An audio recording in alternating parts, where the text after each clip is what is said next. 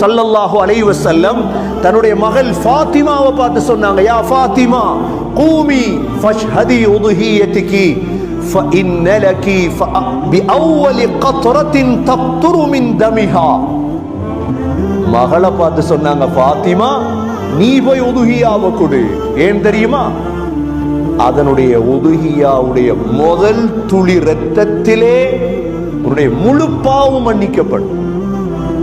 சொர்க்க தலைவிக்கு சொல்லிக் கொடுத்தாங்க. கியாமத்துடைய நாளையில் இதனுடைய இரத்தம், இறைச்சி எல்லாமே வரும், கொண்டு வரப்பட்டு ஃபயூதஉ ஃபீ மீசானிக் 70 ضعفا, உண்ட மீசான்ல 70 மடங்கு அதிகரித்து வைக்கப்படும். எவ்வளவு பெரிய ஒரு அமல் சகோதரர்களே!